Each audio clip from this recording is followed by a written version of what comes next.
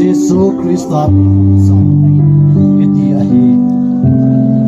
sang ni thing ding ko ahi tai masang lai jin Nazareth kupia nunga thing ta Miriam iti ana umi light on theo ahi tai operator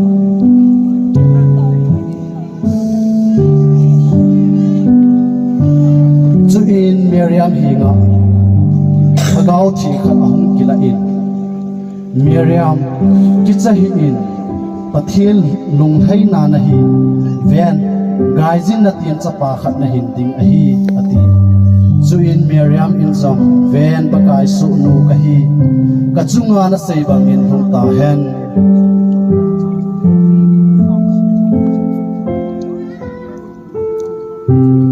thaku zovin Miriam le Joseph now min sun ding in Bethlehem azol tan ahi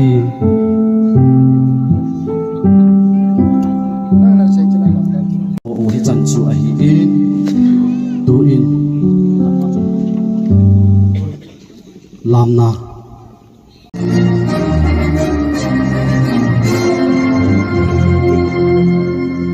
joy to the world, the Lord is come. Let earth receive her King. Let every heart prepare him room. And heaven and nature sing, and heaven and nature sing, and heaven and nature sing.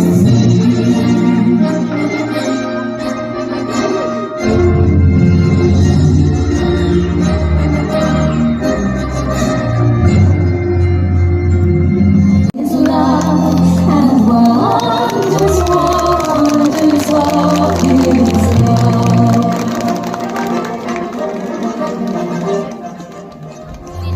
kitchen chu Zalenbung khalai tein opening at na ka hin bono ahi e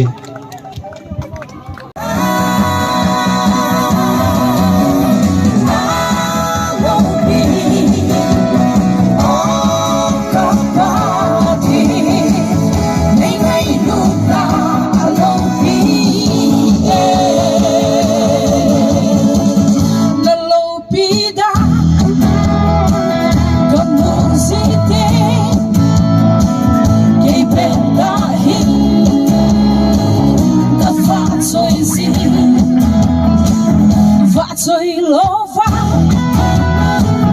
là sông đê lâu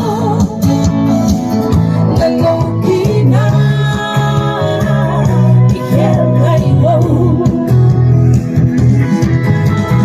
là pha chơi à nhẹ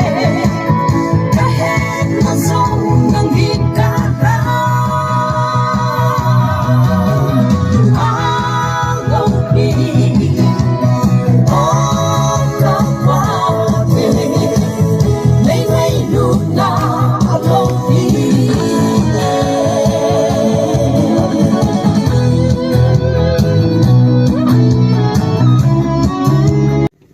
adina yong chun hundo to lang hin sit ten ta kan jodis ka bon no mena aji chu control pan dia tolding bel kheng pan ta khel bo ta kan sian de ken ama hi thang ka za to ba lama hi tu chung idola chu ka loi ho hi mi thu mi li da bang zawin la sa thim ta ta hi in kesi sa yong zawin ke bi sang zawin nen la ai ho area hi ke bi si number 2 na la ina ma hi amang hi azawin le kaloi ho hi tham khat kyam li saw min chi zo min sera tang ka ting kyam li sat le a o ngai jiang chu mai thei lo ma hi ne jong chu mai thei hin tin ke chan asla sa chi phe ma za ma wang hi huk sumo mai thei di kan gel na hin la ka sei bangin ka sei nu ka sei pa kaloi pa hi kaloi nu ti dang ka ting kaloi hi ala ki par hilen le fiel ti la tup lang ayaw lu ta poi a hin la ama hi pachin ta san dan zo kin dan chu pathina aksum dan chu letring sa ta na mangi ti so toilet di sana idi chunga hi na ji chen tunya hi achu ti ja chula ya hi bracket na hi cycle idol taung ki ji ji chen ma ni kha tha ben ben ki noite ki em ka hi nu se tan tun mana phan ka le phan te ka ki pai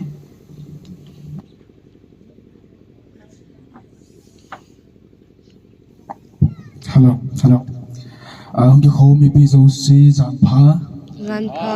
pathenin dam ne pi uvin phat chom chai jong le ki mong za thai dinga dam na pha phai pi ki zevin pathen jonga ki pa to sang tai sei ki uvin pathen wa choi khon ding in lung ki pa thanumin ibui na da than pakai wa choi la sau ti ra chu in sai nge hello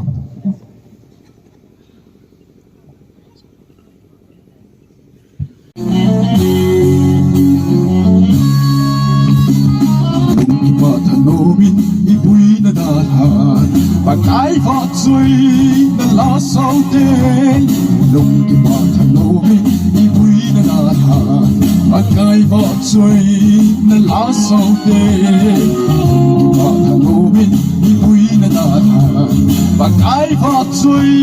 na lasaw din Nalagaya din su pagkay na heso Tum na chalai muna dap the zong le pakai pin ke pa pi na zala advance Christmas man na nga hung kalso nga khang lai te nu le pa te pi le pu te ule nau te pathin na cha ho chule e gam sunga lam kai ho nau ma ho mai kam wa le ka tha nom the jingin chule hi chan dam na e pi ba pathin hi zalin tu zan pha e mu sa wa program tu hom khom the ai koi wa pathim thang wa na kan pi ma sa na hi tu ni na hi pi zong le adap le jingin hui wat lai ta ki tar tum de chui gyal le thi kha wat hem ke tham ding hin i pi ti kin le nam ki hai he ai pa king the the chu koi te am koi pam su le na ne ke lo khom ti ta win tin i pi zong le tu ni hi game s ko na naw ti ho kan ki hon pi ho hi mi thum ong zaw bin elaya ki man sa liu hi am ho jong thanum he jingin chule tu le tu a hi class a jong advanced course bol lo elmin chule naw ti ho hi music atum masangin ga he thi de ga se no mi tu a hi ama sa pe na hin Christmas pathian ba choi lai tum diu jong le ke man jong ka tum de na in hi jong le naw te hola Thomas aman silent night kana tum chu na mu kha mai thi wa hin che cho ma na tum ding hin ma hi advanced course guitar north ho ji han nang ipi jong la ma hin an jil chai to ki na hi to a hi ka ki thu khom le wa hi in ba guitar tum de Thomas vai pi hin aban le pu le to drum jila dms a dinga praise and worship gospel band na dinga ka ki hum jing lai bin naw ti ho sim do dingam jing lai in drummer tu le to training bola tu le worship ma jong ke mang sing ka hi bin lalmin kha be hin ding ta dio ju a chu min chu chi chi yong le naw ti ho hi ma hi new lamble center char saw ma hin tu a hi praise and worship drum training abo lai ta hin ma le loi khan au min chu le boysen chia le ama boysen hi tu le to advanced course le guitar lai ta hin ke tin man bi khulang cinema che ga hi in chu Thomas hi game le sa ma hi in ye chuin tin chu le ju a chairman punan se yin oi pu paw neu hi ama za la hi ase se na ki ba le le ko ma hin e a tu ni la zong e lai mun hi de dia ke ding a zong e khosung din mona ding a ga he di bin kapute zong ka chul man nai pu in kapute ke khoma ma zong le tu zan hi de bana ke ba man the pum tin a pha cha ka lu the lo je hin in ngai da mu bin tin Zalenbung te tu pa ka he de bo be ke he di chana hi pai ta pathin pha sa le khabe kaung de hin khang lai ho chule tu chunga area ki khop mu ta ki honin kum tha ting le music training hi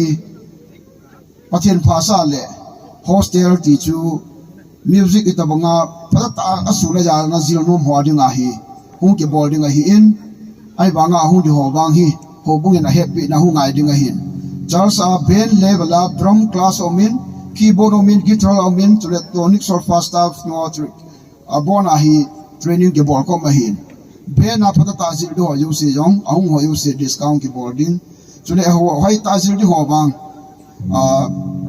music course pata achai the de nga hoi ta hi pan la ding ho bo ba hung ki de ding he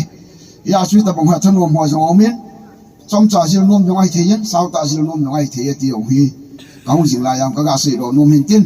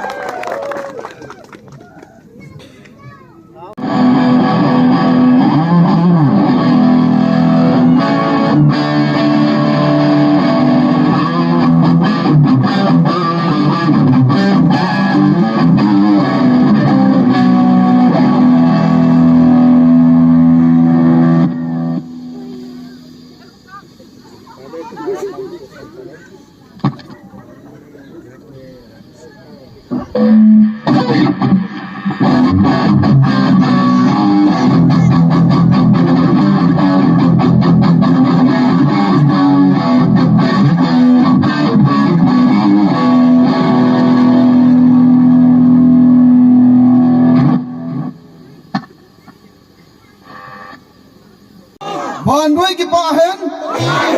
ban nuôi cái ba hen. Amen. Hallelujah. Pathian lo pin achang hen. Ya chu ban nuôi cái ba hen ti tum deu hen. Namo to lo deu. Đập lệ rồi là khoát bẹ bẹng bin lang. Khoát bẹ ba ngai music time hi ngai nu ong. Chuam bẹ I ba lo de. Na. Sa.